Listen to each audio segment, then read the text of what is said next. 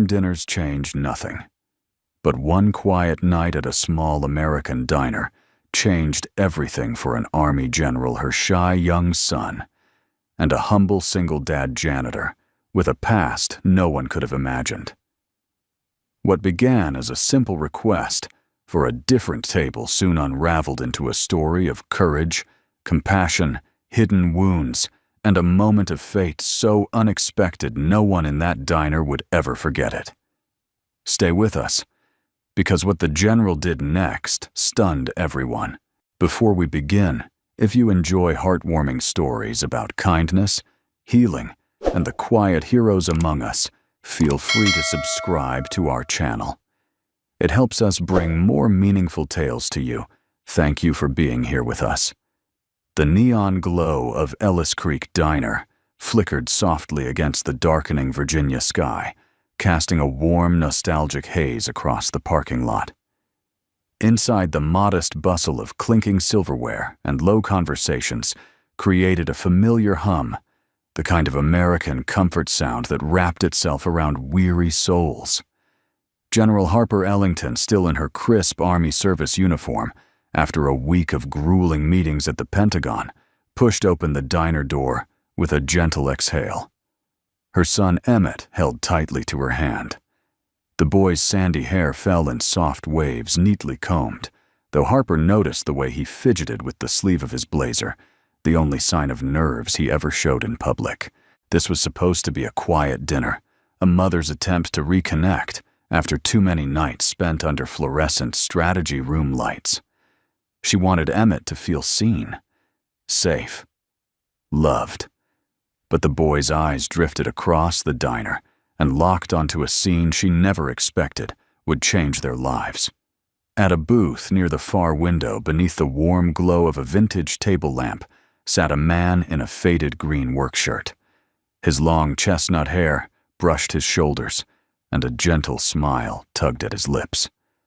Brandon Hale, though Harper did not yet know his name, was leaning slightly toward a little girl about Emmett's age. The child giggled softly as he twirled spaghetti on her fork, guiding her small hands with patient warmth. There was something luminous about them, a simplicity, a purity, a quiet beauty like a slice of life untouched by the harshness of the world. Emmett froze. Harper felt the stillness through his small hand, then watched, startled, as her son tugged gently on her sleeve. "Mom," Emmett whispered, "can we sit?" Near them. Near them, Harper blinked. Her son rarely asked for anything. Years of growing up under the structure of military life, her deployments, her rigid routines, her protective rules had shaped him into a polite but guarded child. She'd tried to soften things, especially as he grew older, but parenting alone was its own battlefield. "Why there, sweetheart?" Harper asked softly. Emmett hesitated, then offered the smallest, most vulnerable truth. "Because they feel warm." The word struck deeper than Harper expected. She glanced toward the pair again. The man lifted a napkin to gently brush sauce from the little girl's chin, smiling with a tenderness so instinctive Harper felt a surprising squeeze in her chest. Warm. Yes, that was the word. She inhaled slowly. "All right," she murmured. "Let's sit near them." But Emmett shook his head. "No, Mom. I want to sit with them. Please." The request stole her breath. Emmett didn't attach easily. He didn't initiate social interaction. His world was small, carefully shaped by Harper's need to protect him from the instability military children often endured. And yet here he was, drawn toward two strangers, with a certainty that made her heart ache. It was irrational, unexpected. And for Harper Ellington, whose life revolved around protocol, hierarchy, predictability, this moment felt like stepping off a familiar map. But something inside whispered, "Listen to him." So she nodded. "Let's ask them." Brandon looked up the moment their shadows fell across the booth. His eyes were a deep, steady hazel, the kind that carried both kindness and storms weathered long ago. He straightened instinctively, posture erect in a way that spoke of military training, despite the janitor uniform shirt. "Hi," Harper began, suddenly aware she was still wearing full dress uniform. People often reacted to the rows of ribbons that distinguished badges, but Brandon only offered a respectful nod, not intimidated, nor overly impressed. "I'm Harper," she continued. "This is my son, Emmett. He was wondering if he could sit with you and your daughter." Bella looked up at Emmett with wide, curious eyes. Brandon's smile softened. "Well," he said, "I think Bella here would be happy to make a new friend. Wouldn't you?" Bella nodded vigorously. Emmett's shoulders relaxed for the first time all evening. Harper felt herself exhale. She slid into the booth beside Bella, letting Emmett sit near the window beside Brandon. It was an odd seating arrangement, unplanned, yet somehow natural, as if the children had assigned seats based on instinct alone. Harper studied Brandon discreetly. His hands were rough, calloused in a way that suggested hard work. Yet the gentle way he guided Bella's fork spoke of a different man beneath the surface, one who understood wounds and how to mend them. "You on duty tonight?" Brandon asked, nodding lightly toward her uniform. "No, just dinner." Harper tried to relax her shoulders. "It's been a long week, Pentagon week." His tone was casual, but the accuracy surprised her. "How did you?" Brandon shrugged lightly. "Only place that keeps generals past midnight these days." His eyes flicked to hers, almost apologetic. "Sorry. Old habit. I notice things." Harper tilted her head, intrigued despite herself. "And you work. Here in town, maintenance at the middle school." He smiled as Bella reached for her juice. "Work I can leave behind at the end of the day. That's enough for us." Something unspoken passed between them two single parents, carrying different kinds of burdens, meeting in an unexpected place. Then it happened. A moment so small yet powerful enough to shift the ground beneath their feet. Emmett laughed, not a polite chuckle, not the quiet smile he usually reserved for Harper, but a full, bright laugh, the kind he hadn't made in months. Bella had said something silly. Brandon joined in, and Emmett blossomed beside them like a flower, turning toward sunlight he didn't know he'd needed. Harper's heart clenched. Her son was happy. Really, truly happy. And she knew with a clarity that stole her breath that she was witnessing a moment she could never have orchestrated, something organic, something life-giving. She met Brandon's eyes. He offered a small, understanding smile. In that instant, Harper made a decision completely out of character. She stepped willingly into a world outside her rank, outside structure, outside everything familiar.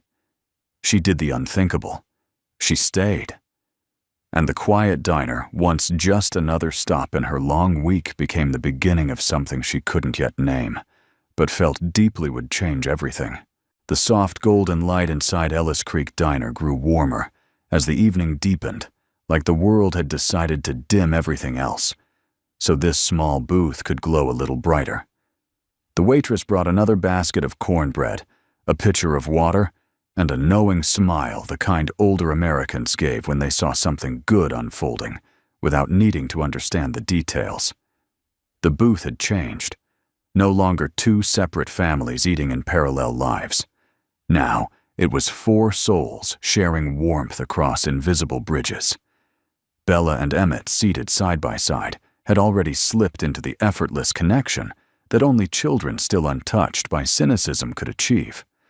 Bella showed him how she twirled spaghetti like Daddy taught me, tiny fingers clumsily looping noodles. Emmett tried to imitate, failed adorably, and Bella clapped as if he'd accomplished something monumental. Almost, she giggled. Try again. Harper watched the scene with a quiet sense of disbelief. Emmett didn't usually warm up to strangers. Years of scheduled structure and constant moves had shaped him into a reserved child. She'd always feared she'd carved too much discipline into his world and too little spontaneity. But here, with Bella, with Brandon, Emmett was different. He was free.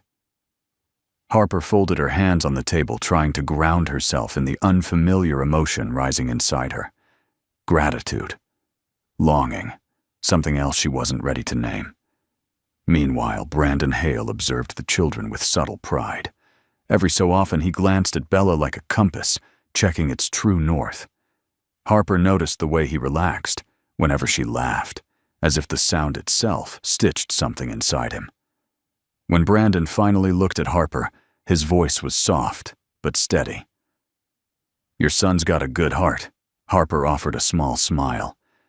"He's careful with it." Brandon nodded like he understood exactly what she meant.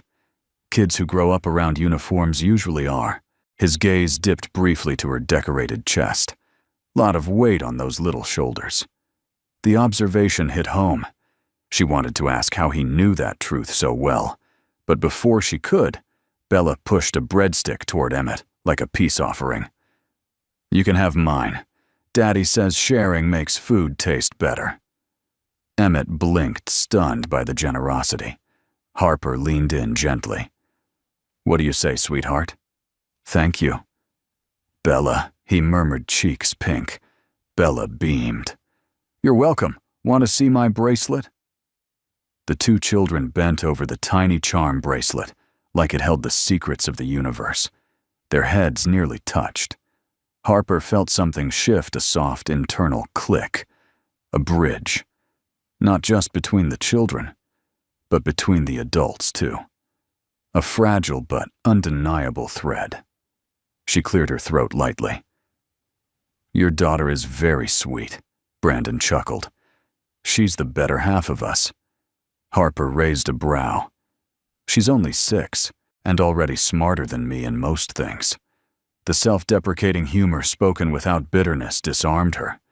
Many people shrank in her presence, intimidated by rank or uniform, but Brandon spoke to her like an equal. Not disrespectfully, not arrogantly, just normally, like a human being. It was unexpectedly refreshing. Their moment was interrupted when a tall, sharply dressed man at a nearby table tossed down his napkin and scoffed loudly. "Oh, for God's sake," he muttered, voice dripping with disdain. "They let anyone in here now, don't they?" Harper stiffened. So did Emmett. Bella looked confused. Brandon didn't react at first, not visibly, but something in his posture changed. A slight straightening, an instinctive brace. Harper recognized it. Military bearing disguised in civilian clothes. The man sneered openly at Brandon. "A janitor in this place." Wearing that, he gestured at Brandon's old green work shirt. Harper's jaw clenched. She opened her mouth to respond. But before she could, Emmett rose from his seat. The boy stood beside Brandon, shoulders trembling, but chin lifted. "Sir, you shouldn't talk like that. He's a good dad." Bella immediately hopped up beside Emmett, tiny fists balled. "Yeah, Brandon's the nicest person in this whole diner." Every conversation around them paused. The rich man blinked in surprise, thrown off balance by two children staring him down like a moral firing squad. Brandon gently placed a calming hand on Emmett's shoulder. "Hey, buddy, it's okay." But Emmett shook his head. "No, it's not." His voice quivered, not with fear, but with conviction. Harper's breath hitched. She had never seen her son speak to a stranger like that, never seen him defend someone so fearlessly.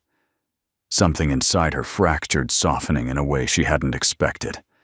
Because Emmett wasn't just defending Brandon. He was choosing him. Choosing this moment. This man. This little girl. Choosing warmth. Brandon exhaled slowly and looked the rude man in the eye, not with hostility, but with quiet dignity that carried far more weight than anger ever could. "We're just having dinner, sir. No need for trouble." The man scoffed again, but this time with less confidence. His gaze flicked between the children and the general's uniform beside them.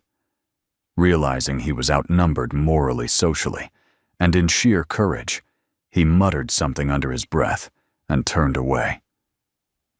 The diner noise resumed, but the booth felt different. Harper looked at Brandon, unable to hide the mix of admiration and curiosity deepening in her chest. Most people would have snapped back at him. Most people aren't raising kids watching their every move, Brandon replied quietly. I want Bella to see me handle things the way I hope she'll handle life someday. Harper swallowed hard. That simple sentence revealed more character than any resume, rank, or medal ever could. Beside them, the children slid back into the booth's shoulders, brushing as if nothing extraordinary had happened. But something had. A choice had been made. A bond had formed. A bridge had been built. The kind that didn't crack easily. Harper looked at Brandon, really looked, and felt a flicker of warmth she hadn't felt in years. Not attraction alone, not admiration alone. Something deeper. Respect. Recognition. Possibility. And as Bella reached for Emmett's hand under the table, Harper knew the night was far from over.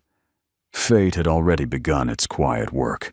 The tension in the diner had dissolved back into its familiar hum, but the atmosphere at the booth lingered with a quiet electricity, the kind that follows after something meaningful has been shared, even without words. The children were happily absorbed in their own world, again trading sips of chocolate milk and whispering secrets only new best friends could understand. Harper was watching them with a faint smile when another sound entered the scene, subtle, rhythmic, soft. A breath. Too shallow. Too fast.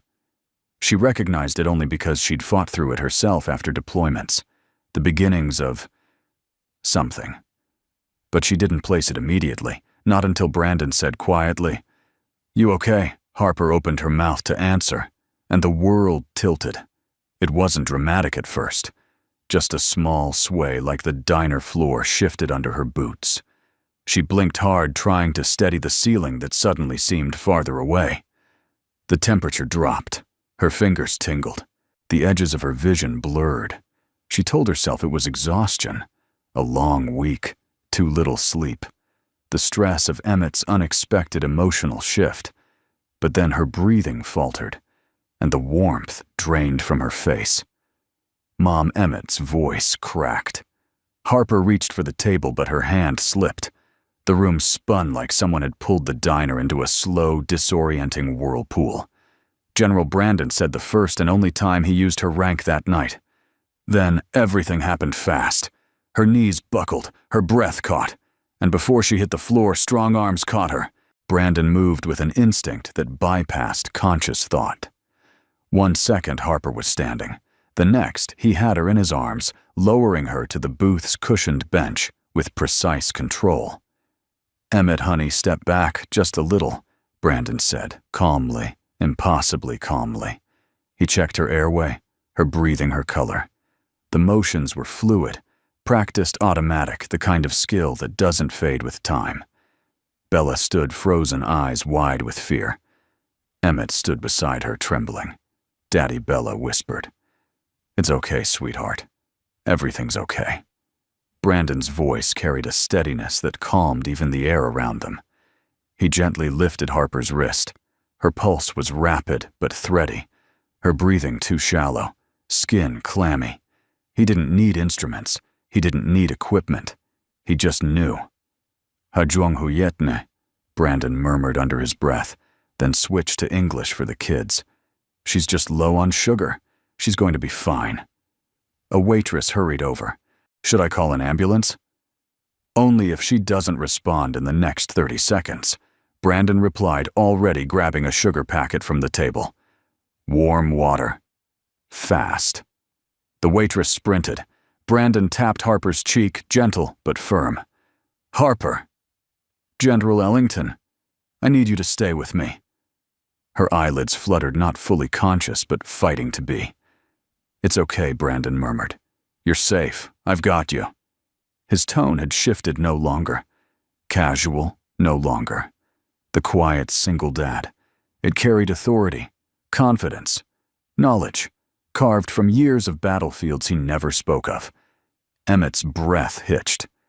Is she dying?" Brandon looked directly into the boy's terrified eyes. "No, she's not dying. She just needs help waking back up. And I'm right here." The boy clung to every word like a lifeline.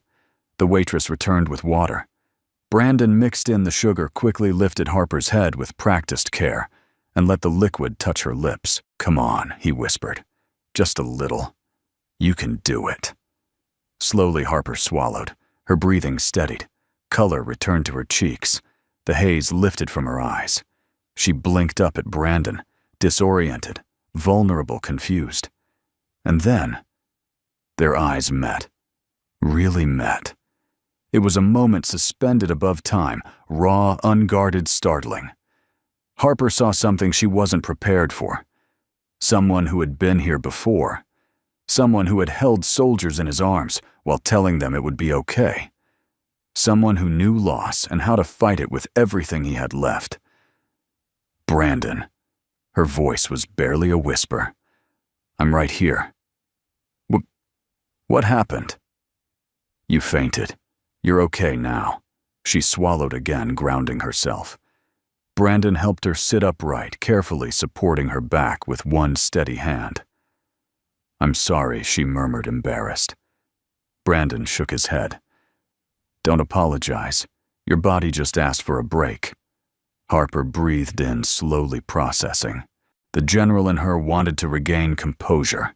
The mother in her wanted to reassure Emmett. The woman in her wasn't sure what she felt.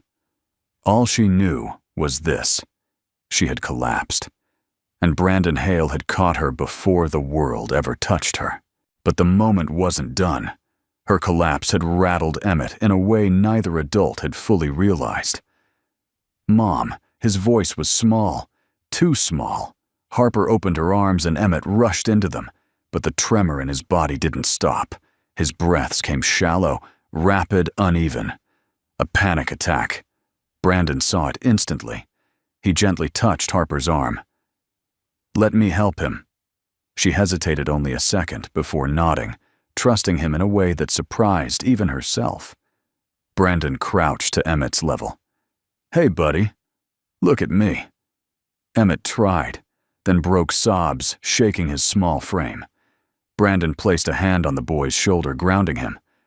"You're okay. Nothing bad is happening. Your mom is safe. You're safe." "Can you put your hand on my chest?" Emmett did.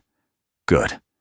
Feel how slow I'm breathing." Brandon inhales deeply through his nose, intentionally. "Slow. Just match me. Breathe when I breathe." The boy struggled, then synced. Tiny, inhale. Soft, exhale. Tiny, inhale. Soft, exhale. "That's it," Brandon said gently. "You're doing perfect." Emmett's tears slowed. His breathing steadied. His little body leaned into Brandon instinctively, like a lost soldier seeking shelter. And then, as if the world had turned a page, he whispered, voice trembling but sincere, "Uncle Brandon, please don't go." Harper's breath caught. Bella gasped softly. And Brandon closed his eyes because something in that small, broken plea struck a place inside him he'd boarded up long ago. When he opened them again, there was no hesitation left. "I'm not going anywhere, buddy," he said. "I promise." He didn't know it yet. Neither did Harper. Neither did the children. But this was the moment that sealed their fate. A single promise from a man who kept everyone he'd ever made. A single collapse that changed everything. The diner had not yet returned to normal. People spoke again. Plates clinked. Forks scratched across ceramic, but something in the air remained. Changed. Charged. Softened. Almost reverent. A moment ago, a general had collapsed. A janitor had responded like a field medic. 2 children had stood stronger than adults, twice their height. And now, at the center of it all, 4 lives were quietly being rewoven by invisible threads. Emmett still curled against Brandon's chest, breathed in slow, shaky rhythms, the remnants of panic clinging to him like static. Brandon kept his palm on the boy's upper back thumb, moving in small circles, an instinctive gesture Harper recognized immediately. It was the same motion seasoned medics used on soldiers too young to understand why their world had fallen apart. "Easy," Brandon murmured, voice steady, warm. "You're doing great. Just stay with me." That's it. Harper watched, unable to stop the tightening in her throat. Her son, her guarded, introverted, painfully careful son, had chosen this man. Not out of desperation, not out of confusion, out of trust. A trust that seemed to form the moment Brandon caught Harper before she fell. Or maybe earlier when he spoke to Emmett like an equal. Or maybe even earlier still, when he simply existed, with a gentleness Emmett had rarely seen in male figures outside of books. Harper placed a hand on Emmett's back, supporting him from the other side. "Sweetheart," she whispered, "I'm okay. I'm right here." Emmett didn't speak. He only tightened his grip around Brandon's shirt. Harper inhaled sharply, something between gratitude and heartbreak. Brandon glanced at her, and in that single moment, a profound understanding passed between them. This boy has carried fear he can't explain, and you alone have been trying to carry it with him. "Is he still breathing too fast?" Harper asked quietly. Brandon shook his head gently. "He's regulating." Panic spikes, and then tapers. His heart rate's coming down. There was confidence in his tone, grounded knowledge, intuition built from experience. Harper studied him more closely. The calm, the posture, the precision. This wasn't the calm of a janitor. This was the calm of someone who had seen chaos, survived it, and learned how to bring others back from the edge. "Where did you learn to do this?" she asked softly. Brandon hesitated, not because he didn't have an answer, but because he was deciding how much to give. "Life," he finally said. "And a few bad chapters." Harper didn't push. Instead, she let the truth settle. This man had lived through something that carved both strength and gentleness into him. When Emmett finally loosened his hold, Brandon eased back just enough to look the boy in the eyes. "Hey," he whispered, "I need you to take one more deep breath for me." Emmett inhaled. "Good. Now let it out slow." The boy exhaled shakily. Then, without warning, Emmett threw his arms around Brandon's neck again. It wasn't panic this time. It was gratitude, relief, attachment. "Thank you." Emmett choked. "Thank you for helping my mom." Brandon froze. Not because he didn't want the hug, but because of the weight of it. Children didn't often cling to him like this. Bella. Yes. But another person's child, a stranger's. He held the boy for a long, grounding second. "You did the brave part, buddy," Brandon murmured. "You stayed." Harper felt something inside her crack open. She wasn't used to being the one protected. She wasn't used to being the one caught. And she certainly wasn't used to someone comforting her son better than she could in a moment like this. Bella tugged at Harper's sleeve. "Is Emmett okay?" Now Harper knelt to the girl's level. "He will be. Thanks to your daddy." Bella nodded solemnly, sliding closer to Emmett, with a tenderness only children possess. "I was scared too," she whispered. "But Daddy always knows what to do." Harper looked at Brandon again. Really looked. She saw the edges of fatigue under his eyes, not from the moment, but from years. She saw the muscles that held tension even when he was still. She saw a man who had carried burdens too heavy for one person, and yet still had enough heart left to carry someone else's child without hesitation. A janitor did not move like that. A janitor did not diagnose collapse within seconds. A janitor did not coach panic attacks out of a shaking child with the precision of a trauma specialist. Brandon Hale was not who he appeared to be.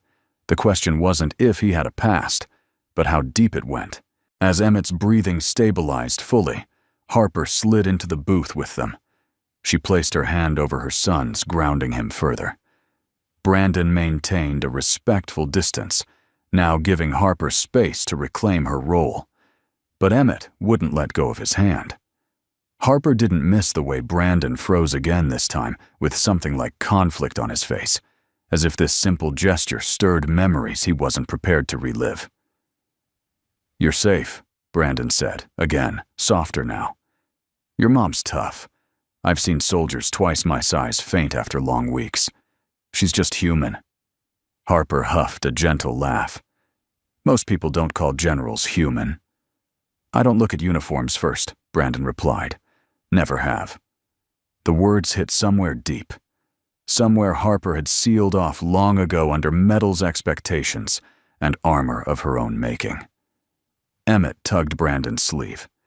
"Can you stay with us, just until we finish dinner?" Brandon blinked, surprised. Then he looked to Harper, the general. The woman used to making decisions that affected battalions found herself unable to speak for a moment. She finally nodded. "I'd like that," she admitted. "If you're willing." Brandon's expression softened. "I'm here." 3 words. Simple, steady. And exactly what Harper didn't realize she needed to hear. As they settled back into the booth, the tension slowly unwound. Bella leaned against Emmett, as if the fear from minutes earlier had never existed. Emmett clung to Brandon's sleeve with quiet assurance, and Harper felt something inside her shift in a way she couldn't quite define. It wasn't romantic, it wasn't infatuation, it was deeper, a recognition, a connection, a spark of fate knitting itself into place. A single collapse had opened a door neither of them knew existed. A single man had stepped through it with the steadiness of someone who'd once saved lives for a living. And a single child's whispered, "Uncle Brandon," had changed the shape of the night forever. What none of them realized yet, not fully, was that this was only the beginning. The private room at the back of Ellis Creek Diner was small, barely large enough for a corner table, 2 bench seats, and a window that looked out onto the quiet street. Usually, it was reserved for birthday gatherings or anniversary dinners. Tonight, the waitress had offered it simply because Harper Ellington still looked pale, and Brandon Hale had insisted on giving her a space away from the crowd. Harper didn't argue. She didn't have the strength to. Emmett sat close beside her, still holding her hand, as if afraid she might vanish. Bella clung to Brandon's side wide-eyed but calmer, now sensing that the storm had passed, but still needing her anchor near. The door closed behind them with a soft thud. Silence filled the room, not awkward, not tense, but heavy with unspoken things. The kind of silence that follows a moment that changes people in ways they don't yet understand. Harper traced her thumb over Emmett's knuckles until she found her voice. "Thank you," she whispered. Brandon met her eyes. "You don't owe me that." "I do," she insisted, her tone firmer. "You took control of a situation I should have handled myself." "Generals collapse too," Brandon said gently. "You're human, Harper, just like the rest of us." The way he said her name, steady, warm, without rank or distance, caught her off guard. Very few people addressed her so simply. Even fewer did it without fear or reverence. She inhaled deeply. "Still, you knew exactly what to do. Every step, every sign. You reacted before I even hit the ground." Brandon shifted, and for the first time that night, Harper saw something flicker across his face, something guarded, quiet, painful. A shadow. "Old training," he said. "Muscle memory." "What kind of training?" Harper pressed softly. Brandon didn't answer immediately. Bella looked up at him concerned. Emmett watched him too, sensing the shift. Finally, Brandon exhaled slowly.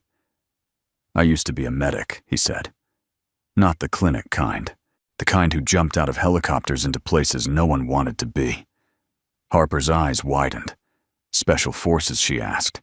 His jaw tightened, not out of pride, but out of something else entirely. Close enough, he murmured. Attached to a team that handled situations. Rescue?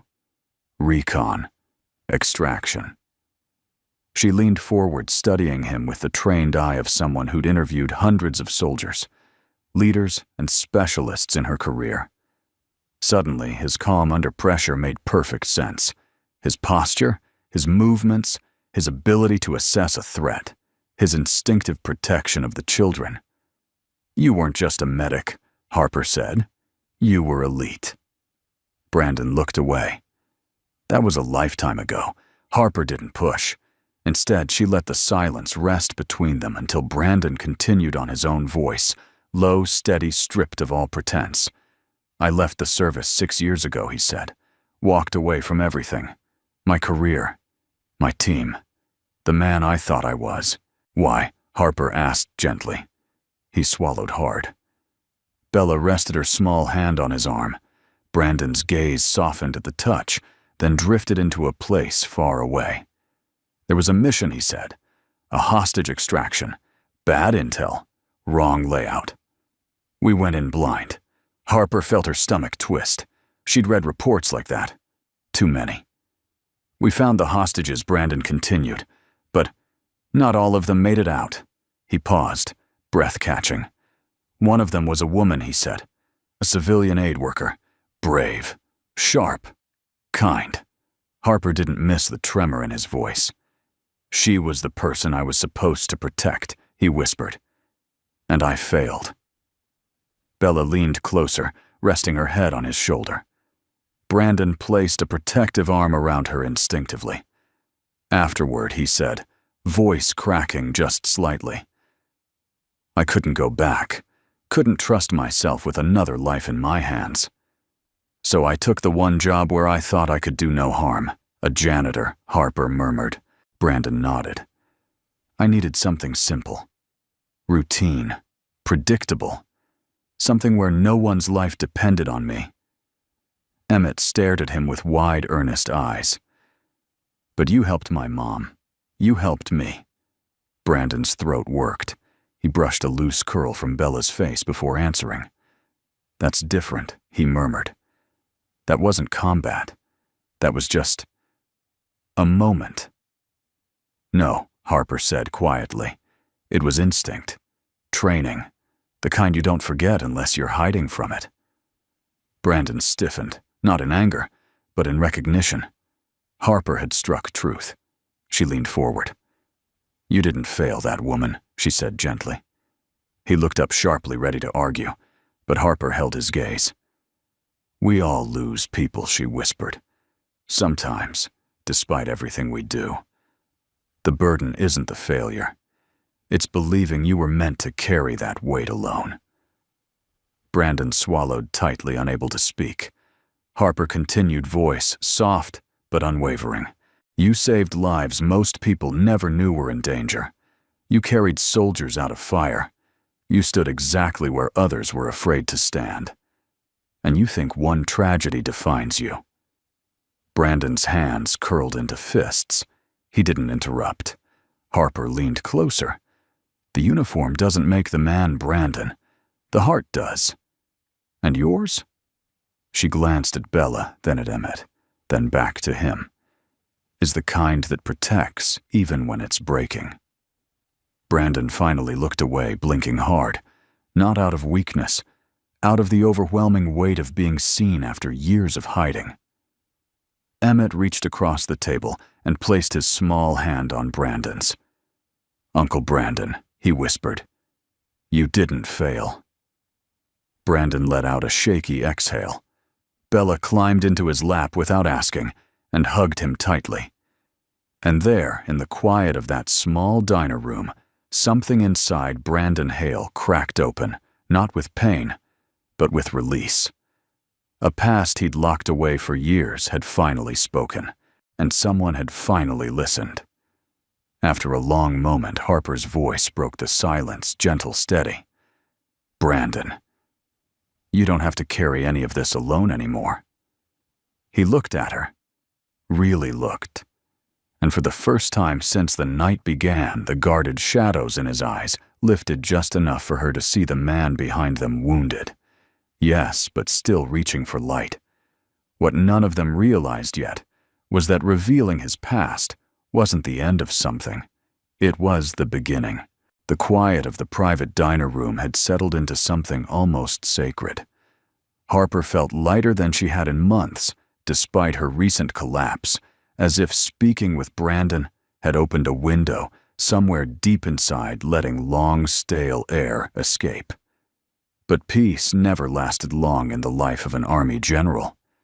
Just as Bella curled closer into Brandon's side and Emmett relaxed against Harper, the door swung open abruptly. A gust of cold air rushed in with Major Reed Harper's longtime aide and one of the few officers who knew her personal emergency contact. His expression was tight, urgent, and wrong. "General Ellington," he said, breathless. "There's a situation." Harper straightened immediately, the leader in her snapping back into place. Brandon also shifted subtly, the way a man trained to recognize threat did instinctively. Reed stepped fully inside and closed the door behind him. "I'm sorry to interrupt your evening, Mom, but you need to see this." He pulled out his tablet and held it toward her. On the screen was a video, a shaky recording from someone sitting inside the diner, a clip of Harper collapsing, Brandon catching her, Emmett crying, Bella's frightened face. It was already posted online. 57,000 views. Harper's blood chilled. Reed continued, "Ma'am, a group inside the department is circulating this to suggest you're medically unfit to command. They're saying your health is unstable, that you fainted during classified meetings, that you're hiding conditions from oversight." Harper's jaw tightened. "Who's pushing it?" the deputy commander, Reed, said quietly. "Hendricks." Harper's breath stilled. Brandon noticed. "Hendricks?" he asked, voice low. "You know the name." Harper frowned. Brandon's eyes narrowed, not with suspicion, but with recognition that came from a place most civilians would never understand. "Hendricks used to oversee tactical intelligence branches," Brandon said. "He butted heads with anyone who refused to bend regulations for convenience. If he wants your position," Brandon gestured to the tablet. "This is exactly the kind of move he'd make." Reed glanced sharply at Brandon, as if realizing suddenly this janitor knew far too much. Harper leaned forward. "Major, how far has it spread inside the Pentagon?" Reed exhaled. "Far enough that senior leadership is requesting an immediate health evaluation hearing. They want to see you tonight." Harper closed her eyes briefly. "Damn it."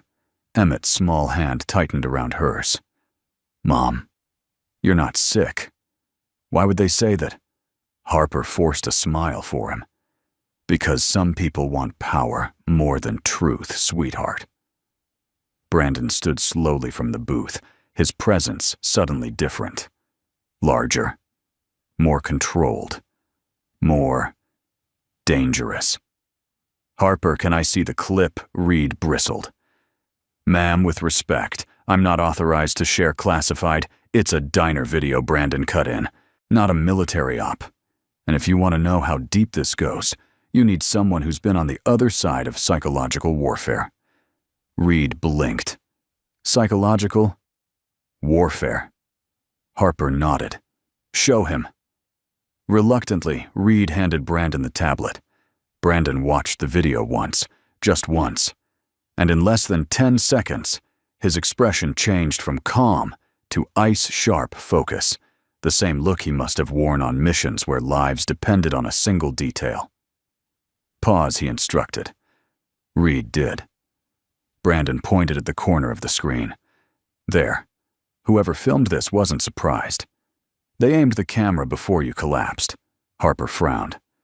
"What are you saying I'm saying?" Brandon replied slowly, "that someone knew to record you." Reed's face blanched. "That's impossible." No one could predict the general would. They didn't predict the collapse, Brandon interrupted. They predicted an opportunity. Someone's been waiting for a moment to make you look weak, and when it came, they were ready. Harper inhaled sharply. Brandon continued, voice measured. Notice the angle low from the right side diner aisle view. Whoever filmed this was seated 2 tables away. Alone. Wearing a ball cap. Didn't look up when you walked in. Reed stared at him, speechless. Harper asked the only question that mattered. Brandon, what does that tell you? That this wasn't random, he said. And it wasn't civilian. The room went silent. Brandon set the tablet down carefully. Hendricks is building a narrative, he said. He's not just spreading a video. He's creating a psychological profile, unstable, general, overwhelmed, single-parent emotional liability. And he's seeding it through channels designed to reach the council before you can defend yourself. Harper's pulse quickened. You're saying he planned this? Brandon shook his head once. Not the collapse, but the attack. Yes, absolutely. Bella clutched Brandon's sleeve. Daddy, is the bad man going to hurt Miss Harper? Brandon softened, stroking her hair. He's not going to hurt anybody here. Then his voice shifted again, the soldier beneath the civilian rising. Harper, you need to get ahead of this. Fast. They'll call you into an assessment hearing. But you should know. He looked straight into her eyes. Hendricks won't stop until you're out. Harper's jaw worked, muscle tightening with a mixture of anger and clarity. She had survived war zones, political storms, and power plays, but this was different. This was personal. Targeted. Deeply strategic. Why now, she whispered. Reed cleared his throat. Ma'am, the new Army restructuring bill you proposed last month, Hendricks opposed it. It cuts his authority in half. Brandon nodded. So he wants you gone before the bill passes, and he's willing to weaponize your health to do it. Harper exhaled slowly, then turned to Brandon. Why are you helping me? She asked quietly. It wasn't accusation. It wasn't mistrust. It was vulnerability. Brandon looked at her for a long moment. Because he said, I know what it's like to be taken down from the inside. And because no one, especially not a corrupt officer, gets to use your son's fear as ammunition. Harper's breath caught. Brandon's gaze flicked to Emmett, then back to her. And because I don't like bullies. For the first time since the video appeared, Harper felt something solid beneath her feet again. Not certainty, not safety, but a direction, a path. Brandon Hale was not part of her world. He had no reason to stand between her and a political ambush. But he did. And that changed everything. Reed cleared his throat. General, the council is convening in 2 hours. Harper met Brandon's eyes. Will you come with me? She asked, barely above a whisper. Brandon didn't hesitate. Yes. He didn't know it yet. Neither did she. But that single word would set in motion the unraveling of an entire conspiracy. The ride from Ellis Creek, diner to Harper's government vehicle, felt strangely quiet. Not because there was nothing to say, but because too much had changed in a short span of time. Outside, Virginia night stretched calm and cool, street lights flickering over the windshield in slow, thoughtful intervals. Inside, something delicate had formed among the 4 of them. Something none of them yet had the courage to name. Harper sat in the back seat with Emmett leaning against her side. His breathing had fully returned to normal, and the faint tremors from earlier had faded. Every few minutes, his fingers reached toward Brandon's sleeve in the front passenger seat, not grabbing, not clinging, just checking that Brandon was still there. And each time Brandon twisted slightly in his seat to give the boy a reassuring glance. Bella sat beside her father, small hands cupped around a tiny plush rabbit she carried everywhere. She wasn't talking much, which Harper recognized.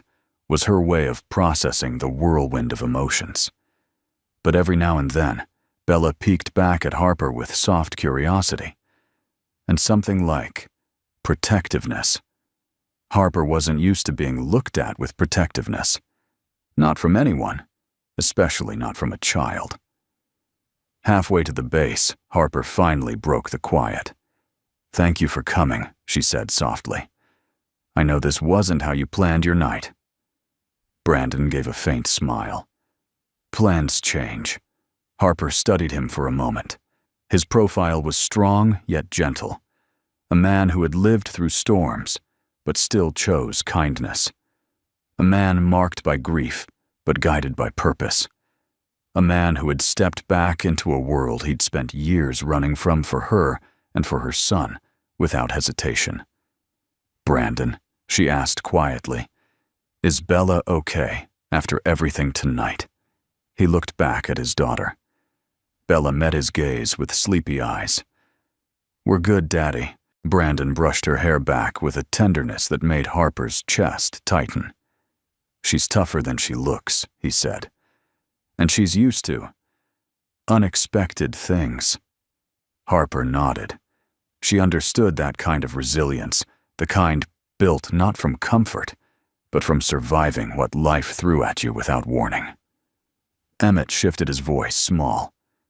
"Mom, can they come over tomorrow?" Harper blinked.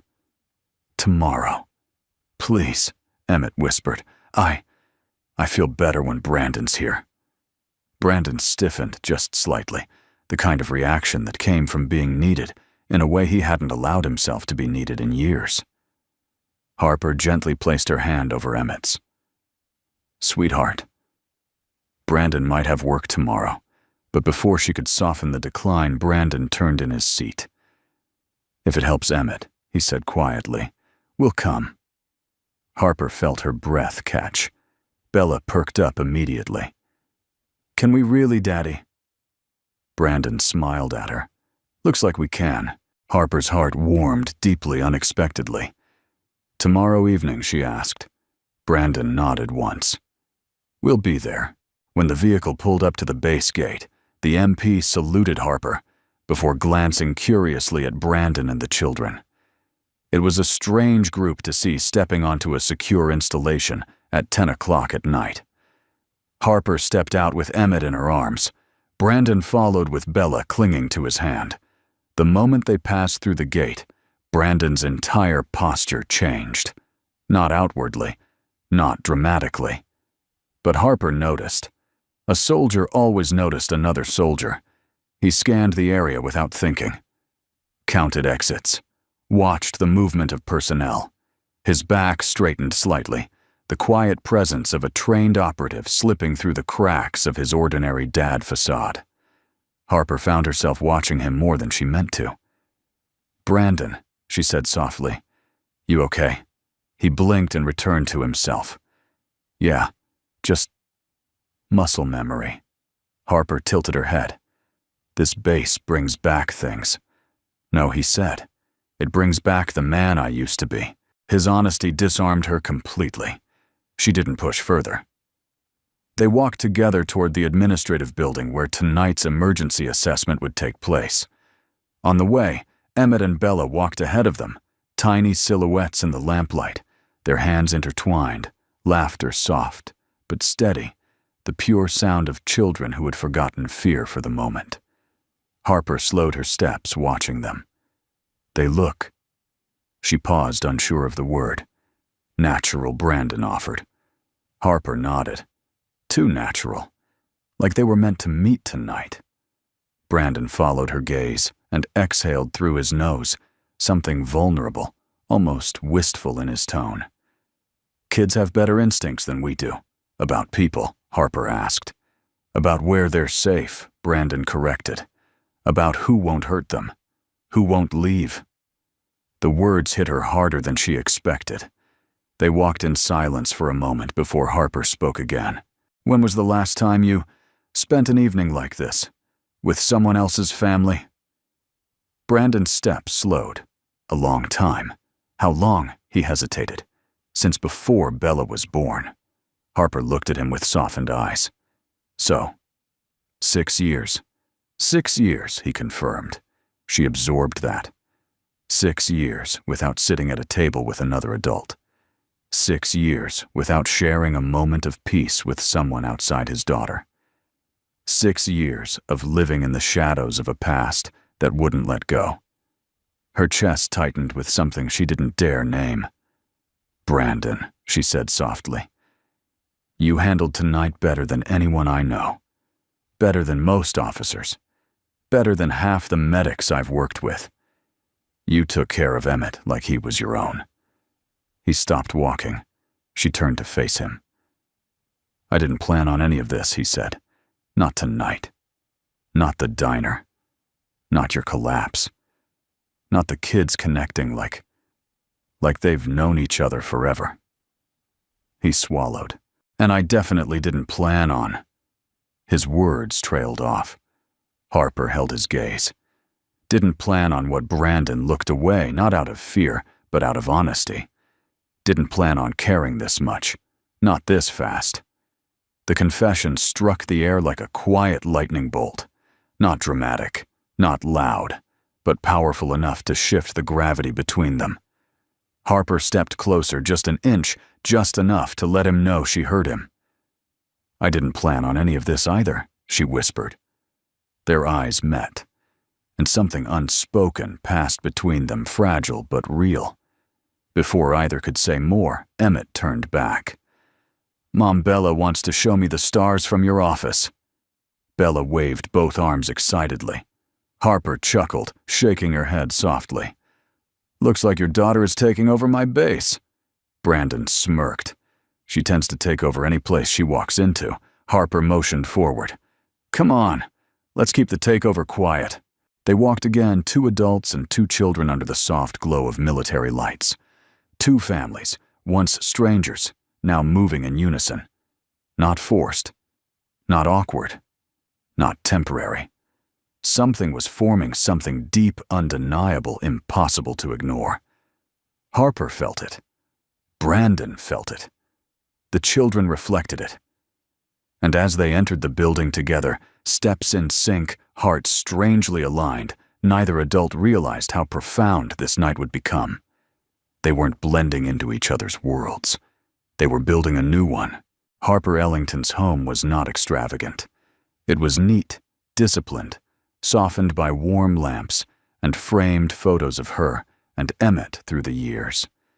A few commendations hung near her study, but otherwise the house carried the quiet understatement of a woman who lived for duty, not display. Tonight, however, the atmosphere felt different, warmer, fuller, alive. Brandon had stepped inside gingerly, almost apologetically, holding Bella's jacket in one hand, as she pulled him forward with unfiltered excitement.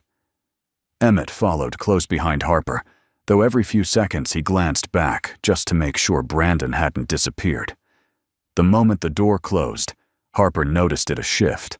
Like her house exhaled, the presence of 2 children giggling down the hallway, the soft rumble of Brandon's voice reminding Bella to remove her shoes, the way Emmett hovered near Bella trying to impress her with facts about constellations and army base codes. A home that had always felt just a little too quiet suddenly felt complete. Harper motioned toward the dining table. "I hope you don't mind something simple. I'm afraid tonight didn't leave much time for cooking." Brandon smiled. "Simple sounds perfect. We're not picky," Bella chimed in. "We like anything with cheese." Emmett nodded quickly. "Mom makes the best grilled cheese in the universe. Better than the cafeterias." Harper flushed with embarrassment at her son's enthusiasm. That might be an exaggeration. Brandon shook his head. "I'll take his word for it." There it was again, that gentle humor. The way he made her feel seen without judgment. The way he made the room warmer without trying. Harper cleared her throat, retreating toward the kitchen. "Make yourselves comfortable. It'll just take a few minutes." But Brandon didn't sit. Instead, he walked toward the doorway separating the kitchen from the living room and leaned a shoulder against the frame. "You need help?" he asked. Harper arched a brow. "You cook like a soldier," he said. "Efficient. Fast. Actually edible half the time."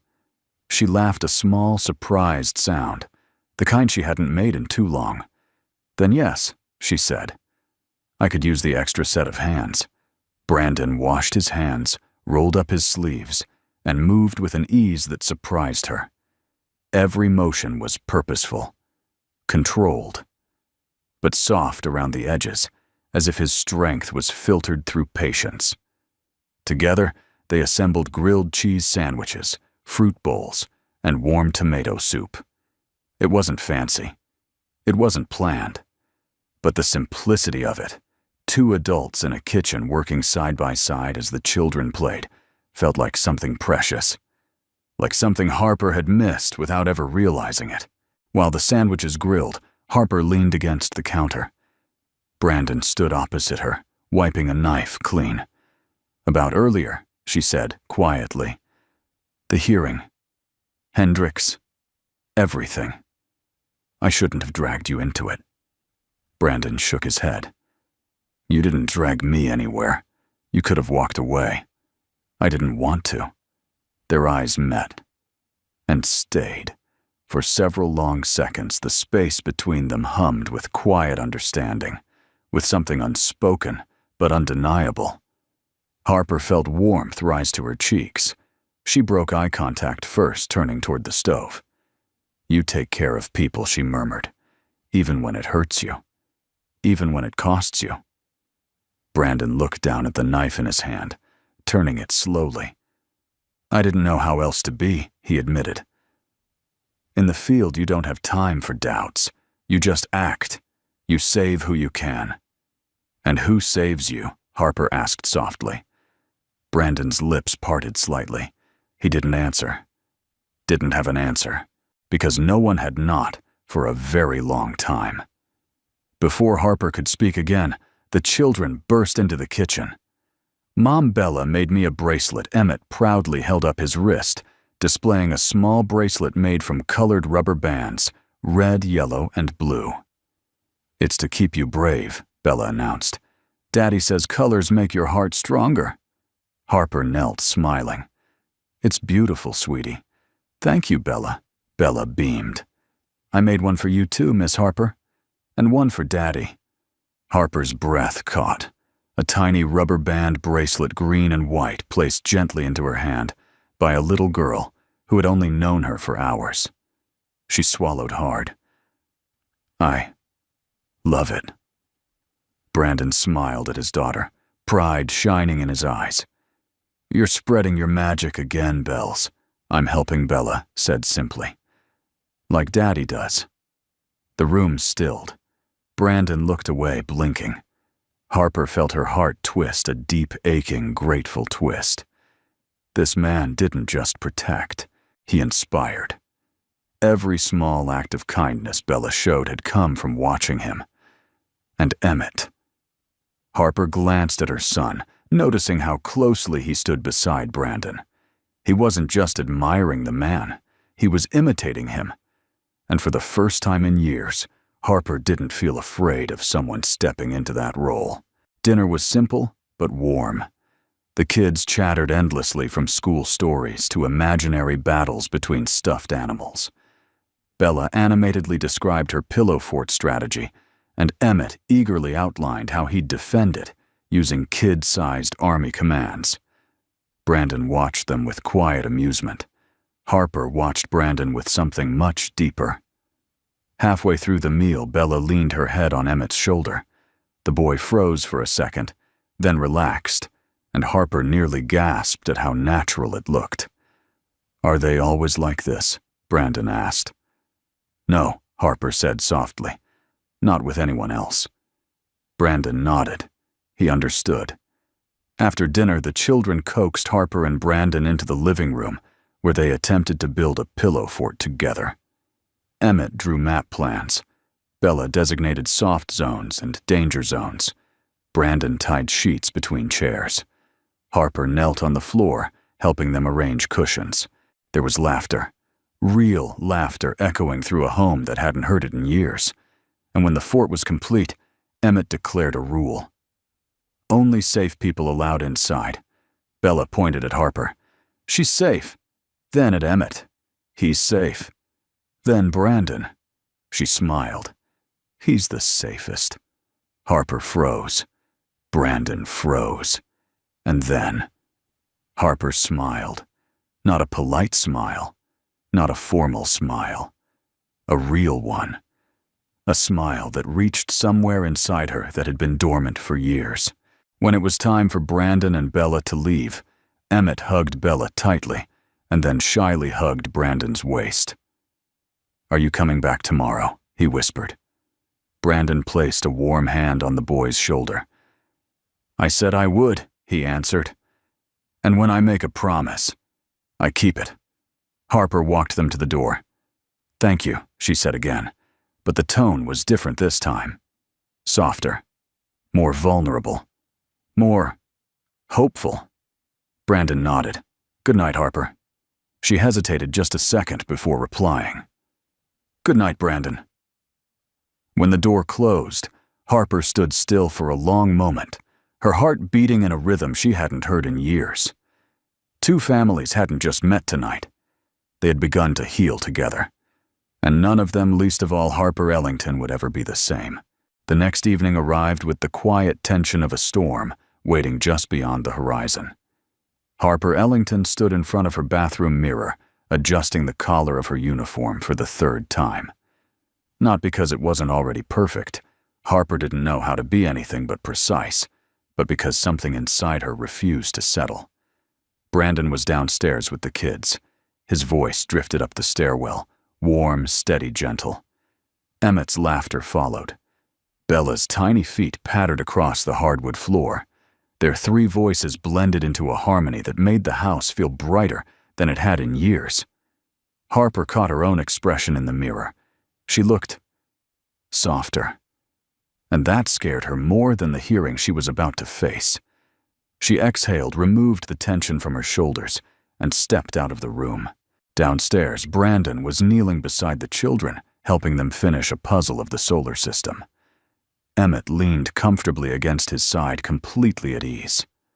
Bella sat cross-legged on the floor, her dark hair falling over her face as she concentrated.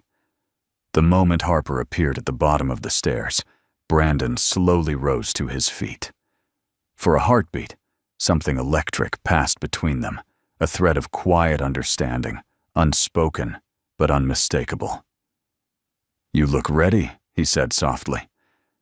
"I have to be," Harper replied, though a flicker of uncertainty whispered beneath her tone. Brandon heard it. He stepped closer, lowering his voice. "Whatever happens in there, you're not walking in alone." She met his eyes, steady, grounded, unshakably loyal, and felt the smallest knot inside her loosen. Emmett tugged at Harper's sleeve. "Mom, you're going to be okay. We'll be right here," Bella added, with absolute certainty, as if her presence alone could repel an entire council of generals. Harper cupped their cheeks gently. "I know." But inside, doubt gnawed at her. Tonight wasn't about fainting at a diner. It was about power, politics, betrayal. And Hendricks knew exactly how to strike where she was most vulnerable. The base's command building glowed beneath harsh fluorescent lights. Soldiers, aides, and officers rushed in coordinated movements, but the moment Harper entered with Brandon at her side, whispers rippled through the corridors. A janitor walking beside a general. Who was he? Why was he here? Why did he move like he belonged? Harper ignored the murmurs. Brandon did too, though Harper noticed how his eyes skimmed the hallways, analyzing the space, the people exits. Instinctive, deliberate. Two soldiers opened the double doors to the hearing room. Inside, the senior counsel sat in half-circle formation. Uniforms pressed, medals gleaming, expressions unreadable. At the center stood Deputy Commander Hendricks, hands clasped behind his back, every inch of him radiating smug authority. Harper entered with her spine straight chin high. Brandon stood just behind her left shoulder, not overshadowing, not imposing, but unmistakably present. Emmett had asked him to stay close. Harper realized she wanted that too. The council chairman cleared his throat. "General Ellington, thank you for joining us. Given recent evidence of potential medical instability, we are required to assess your fitness for command." Hendricks stepped forward, tablet in hand. "If I may, Chairman," he said smoothly. "We've all reviewed the video circulating online. But the raw footage speaks even louder." He pressed a button. The lights dimmed. And there it was, the clip of Harper collapsing projected on the large screen behind the council table. The angle was crisp, the timing suspiciously perfect. The narration of online commenters, cruel, exaggerated, filled the room like poison. General Ellington Hendricks said, feigning concern, "Would you care to explain this incident?" Harper opened her mouth to speak, but Brandon stepped forward slightly, just enough for the council to notice. "Permission to address the room," Brandon asked. A ripple of confusion passed through the council members. Hendricks scoffed. "I'm sorry, who are you?" Brandon met his gaze calmly. "Brandon Hale." Hale Hendricks blinked, annoyed. "And what authority do you believe you have in this room?" "No authority," Brandon said plainly. "Just the truth." The chairman held up a hand. "Let's hear him." Hendricks bristled. "Sir, this is highly irregular. He's not even military." "Not currently," Brandon corrected. Hendricks froze. "What?" Brandon stepped toward the screen, posture steady. "Play the video again." Slower. A council member rewound it. Brandon spoke as the clip rolled. First he said, "Notice the camera origin. Low angle. Positioned 2 tables away. Focused on General Ellington before the collapse." The council leaned in. "That is not the angle of a bystander reacting. That is the angle of a person prepared." Murmurs erupted. Hendricks stiffened. "That's speculation." "No," Brandon said quietly. "It's training." He pointed to the upper corner of the screen. Second frame 14. See the reflection in the chrome napkin dispenser. A man with a ball cap lifts his phone before the general loses consciousness. Reed, standing at the back, looked stunned. Harper felt her heart pound. Third. Brandon continued, listen carefully. He raised the volume. In the background of the video, a faint voice whispered, "Now." Someone had cued the recording. A chill swept the room. Brandon turned toward the council. General Ellington didn't collapse from medical instability. She suffered a mild hypoglycemic dip from exhaustion, fully treatable, fully manageable. He turned to Hendricks, eyes cold. But someone used that moment to stage a political ambush. Someone who wanted power more than truth. Someone ready with the camera and ready with the narrative. Hendricks's face reddened. "This is outrageous." Brandon cut him off without even raising his voice. "You overplayed your hand." The room froze. Brandon walked toward the table, stopping directly beside Harper, shoulder to shoulder. Hendricks wants General Ellington removed before her restructuring bill threatens his authority. And he's willing to weaponize a medical moment to do it. The council erupted in debate, voices overlapping, accusations flying, indignation rising. Finally, the chairman slammed his gavel. Enough. Silence fell. He turned to Hendricks. "Deputy Commander, do you deny coordinating the circulation of this footage?" Hendricks's jaw worked. I shared it with internal channels, but the intention was..." "Your intention," the chairman interrupted, "appears to be self-preservation." He gestured to the guards. "Escort Deputy Commander Hendricks out for formal investigation." Hendricks's eyes widened as 2 MPs grabbed his arms. "This isn't over," he snarled at Harper. "You think you can run the army without me?" Brandon stepped in front of Harper, just slightly, a small, subtle movement but protective enough to shut Hendricks's mouth. Hendricks was dragged out. The council turned to Harper. "General Ellington," the chairman said, voice softer. Now your fitness for command remains unquestioned. Consider your record intact." Harper bowed her head gratefully. The chairman then looked at Brandon. "And Mr. Hale?" "Thank you." Brandon nodded once, just doing what's right. But Harper knew better. He hadn't just defended her, he had saved her, in every way that mattered. As they stepped out into the hallway, Harper felt something shift in her chest, the undeniable awareness that what had happened tonight went far beyond a political rescue. It was a reveal, a turning point, a truth crystallized in crisis. Brandon Hale wasn't simply a quiet single dad or a janitor with a hidden past. He was becoming something far more profound. He was becoming hers. The hallway outside the council chamber was quieter than Harper expected.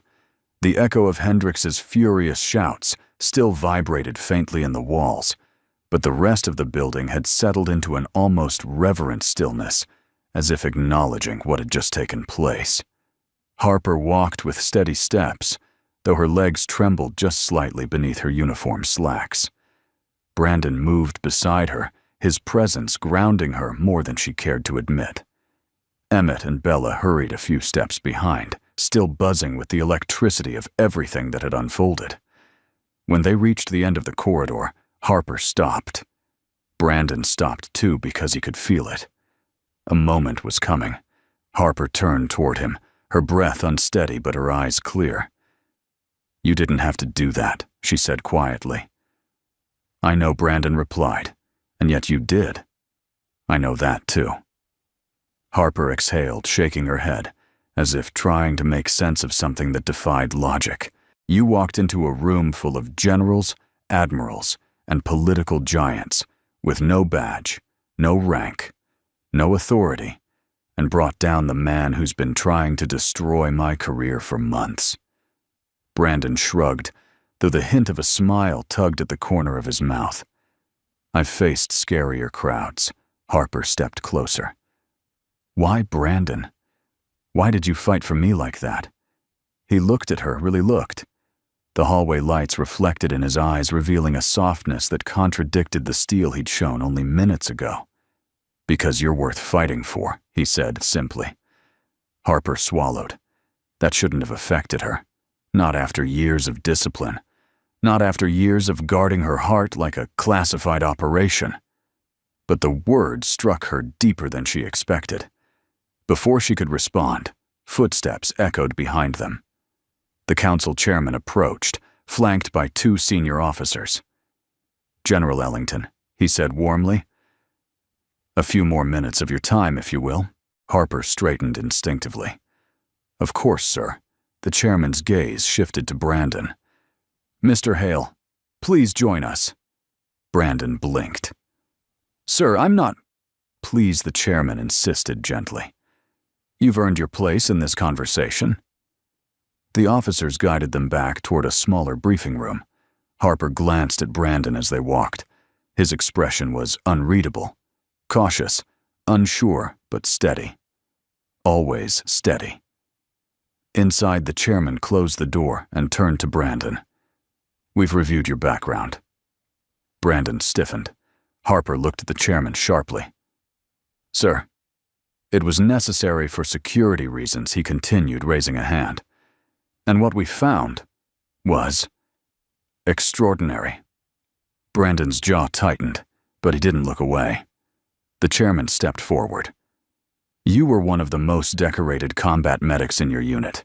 Your team led operations in some of the most volatile zones of the last decade. Your record shows bravery, precision, and a survival rate for wounded soldiers that borders on miraculous." Brandon said nothing. Harper's breath caught. She knew he was skilled, but she didn't know the extent. And then the chairman continued softly. "You disappeared from the system. Vanished. No misconduct. No dishonor. Just gone." Brandon finally spoke. "Because I failed someone." The chairman exchanged a glance with the officers. "No," he said firmly. "You didn't fail. Reports from your team unanimously state the mission had impossible odds. Every one of them said you saved more lives than should have been possible. Brandon clenched his fists, not hers. Harper stepped closer, her voice soft. Brandon. But the chairman continued. We're not here to reopen old wounds. We're here because tonight you demonstrated loyalty, courage, and strategic intelligence this army deeply needs. Harper's heart pounded. The chairman turned to her. General Ellington recommended you for a position months ago, someone to help her restructure tactical medical protocols across the force. Brandon's eyes widened. He looked at Harper, stunned. Harper swallowed. I didn't know how to bring it up. Not after I learned you'd left the service by choice. I didn't want to pressure you back into something that might reopen old trauma. The chairman stepped between them. So we're offering you this now, Mr. Hale. Not as a soldier bound by command, but as a civilian specialist with full advisory authority. A strategic emergency response consultant. Flexible hours, no deployments, no combat. Brandon stared at him, not breathing, not blinking, just absorbing. Harper watched him carefully. She knew what this offer meant. A chance for redemption, a chance to use his gifts again, a chance to heal from the very thing that broke him, but also a chance that could hurt if he wasn't ready. Brandon finally spoke, voice low. I can't accept unless Harper stepped closer, pulse quickening. Unless what Brandon swallowed. Unless I have your word that the work won't take me away from Bella. Or Emmett. Harper froze. The chairman raised a brow. That's a very specific request. Brandon met Harper's eyes directly. My daughter comes first, and Emmett, he needs stability. If this job takes me away from them, I walk. Harper felt a warmth bloom in her chest, deep, powerful, unexpected. Brandon, she whispered, I give you my word. Something unspoken passed between them, something soft and steady. The chairman smiled. Then congratulations, Mr. Hale. You have a new mission.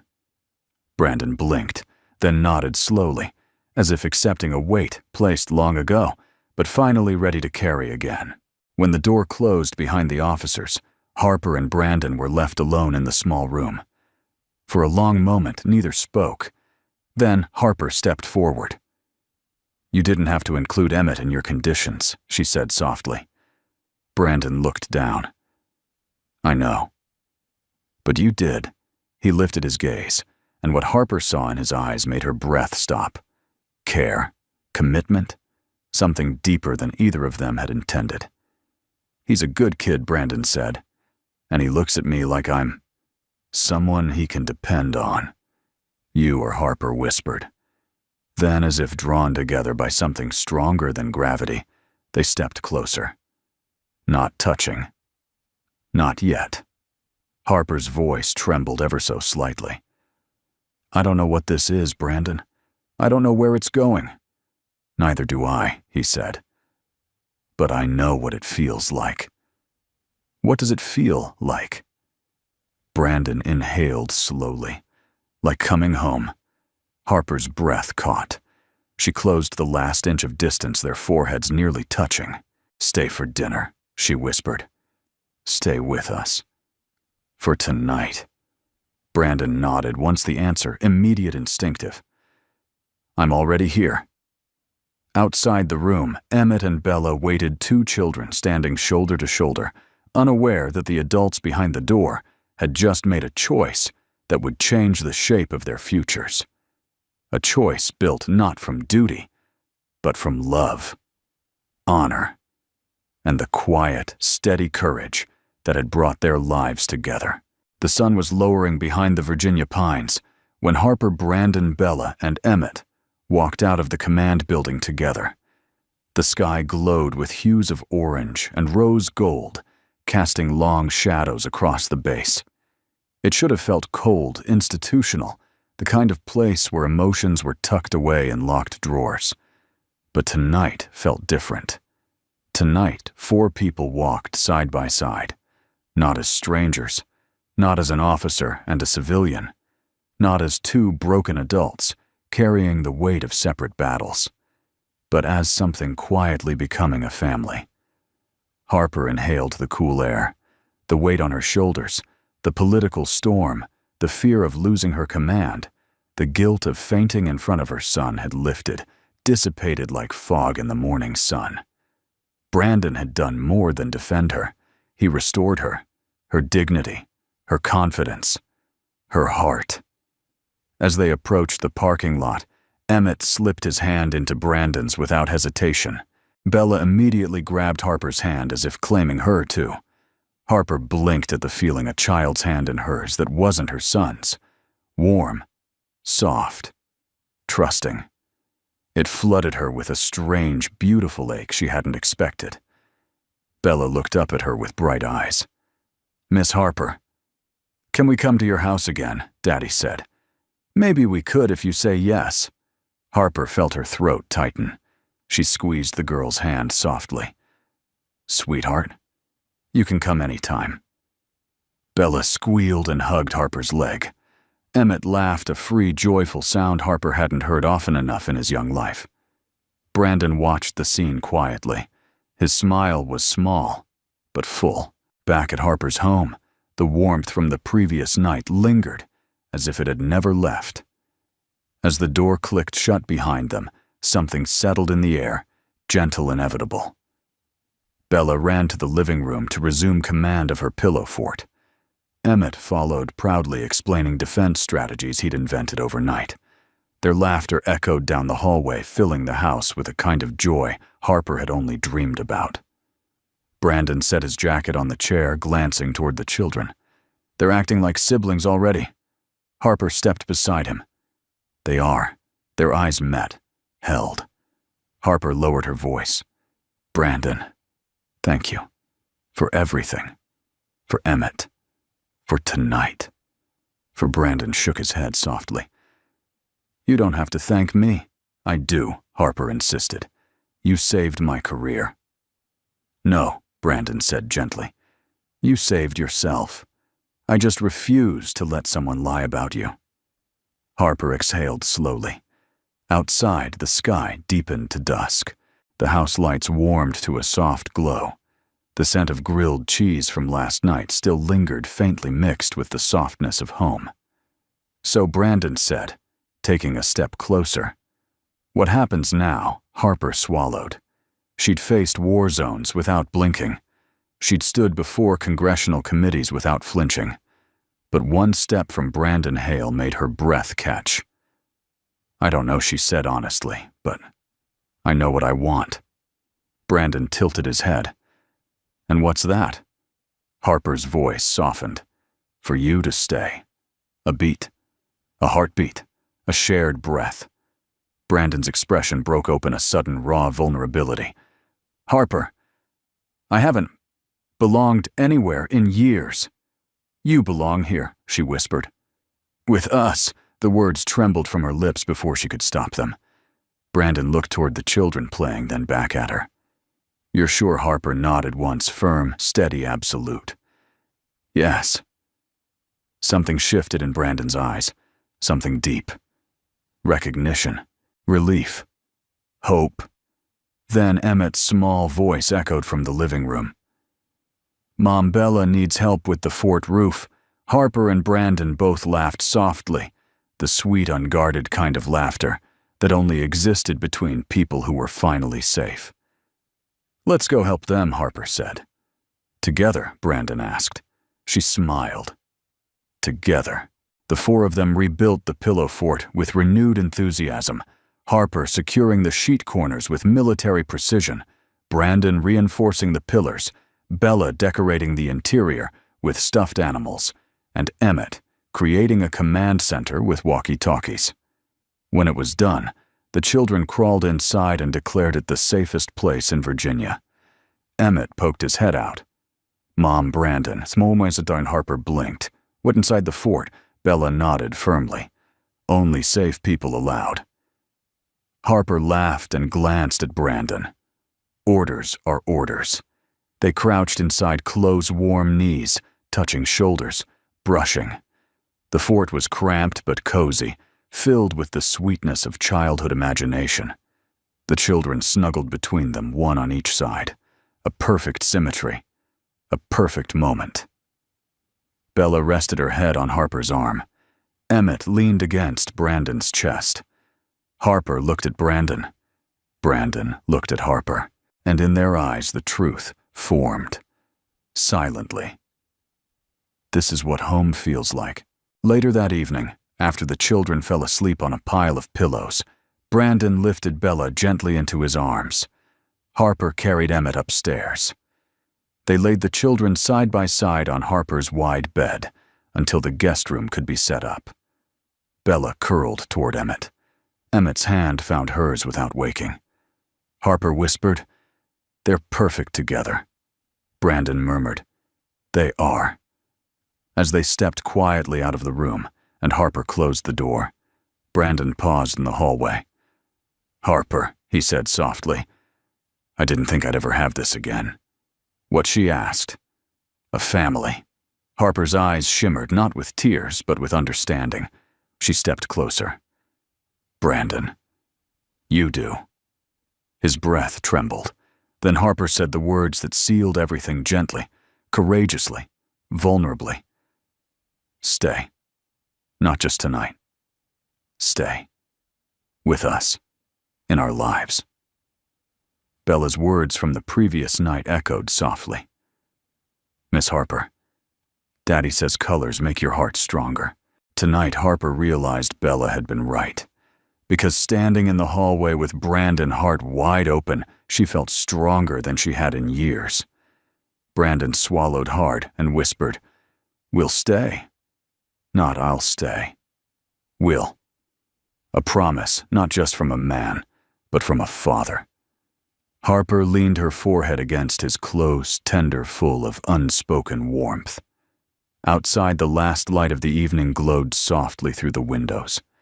Inside, a family newly formed stood in the quiet together, held not by blood, but by kindness, courage, healing, and the miraculous timing of two hearts that had been waiting for each other longer than they ever realized. Before we close today's story, we'd love to hear from you. Where are you watching from? Our community here on YouTube stretches across small towns, big cities, and quiet corners all over the world. And your comments mean more than you know. If you enjoy stories of kindness, courage, and quiet everyday heroes, feel free to subscribe to our channel. It helps us continue creating meaningful, heartwarming stories just like this one. And finally, thank you. Thank you for spending your time with us, for your support, and for sharing these moments together. We hope today's story brought a little warmth, hope, and peace to your day.